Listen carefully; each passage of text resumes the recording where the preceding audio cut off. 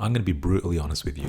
If you're not a successful trader right now, it's got nothing to do with charts, nothing to do with which indicator you're using, which asset you're trading, how much money you're risking, or any of that stuff. It's just to do with you. Your psychology sucks. Trading psychology. Trading psychology. Trading psychology.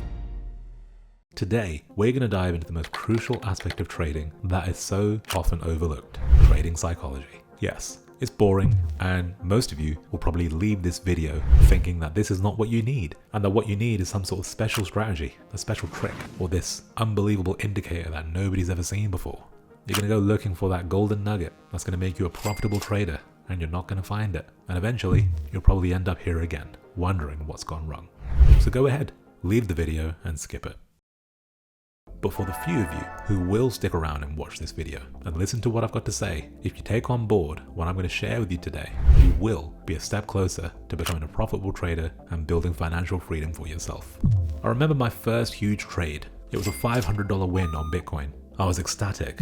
I sent screenshots to my girlfriend and my best friend, telling them, guys, I've cracked it. I'm going to be a millionaire. But that excitement, whilst it was exhilarating, was actually damaging my psychology. That excitement led into my next trade, where I thought I was going to win again, but I didn't. I ended up seeing that trade go the wrong way, and I kept moving my stop loss wider and wider, desperately hoping for a reversal. I didn't understand strategy well at the time, and well, it cost me. I ended up losing thousands of dollars and liquidated my entire account. It was all gone. I felt like an idiot, having bragged about my win only to lose way more money than I won in the first place. And the thousands of dollars that I lost, well, that was just one of many losses that I had.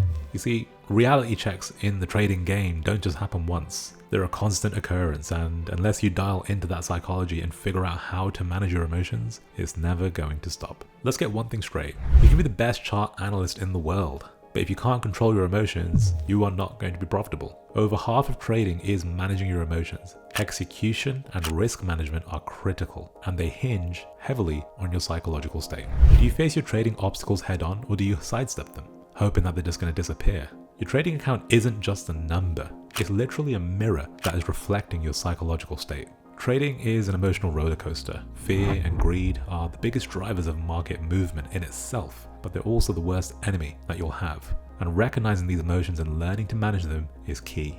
The fear of losing money is what leads us to very, very poor judgment and very poor decision making, like moving your stop loss or exiting trades prematurely. Building emotional resilience is about transforming your mindset. Instead of avoiding negative emotions, learn to use them to your advantage. When you feel fear, it's a signal to reevaluate your position, not panic. When you feel overconfident, it's a reminder to stick to your strategy. You can take 5 minutes before each trading session that you have and practice mindfulness. Yes, that terrible word, mindfulness, that's so boring and dull. But try it.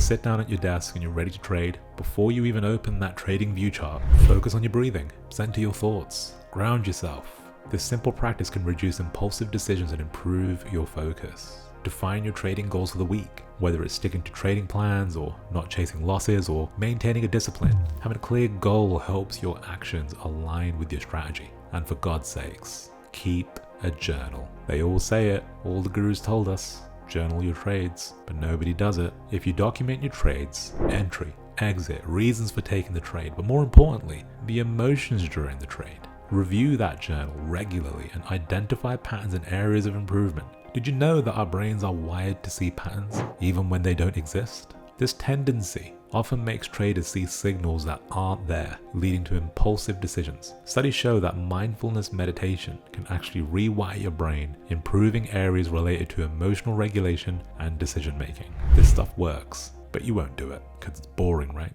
Let me tell you about Max and Jordan. They both started trading with the same resources. Both their journeys diverged. Max was swayed by every market sentiment, trading impulsively, losing money. Jordan, however, approached trading with patience and discipline, using mindfulness techniques to stay grounded and patient.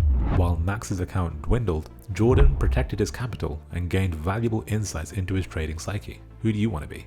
The journey of a trader is filled with trials that test your limits. These aren't just obstacles, they're your training ground. Embrace them, learn them, and you'll evolve into a trader who not only survives the market, but dominates it. Transform into the hero of your trading narrative, the one who turns psychological challenges into stepping stones for success.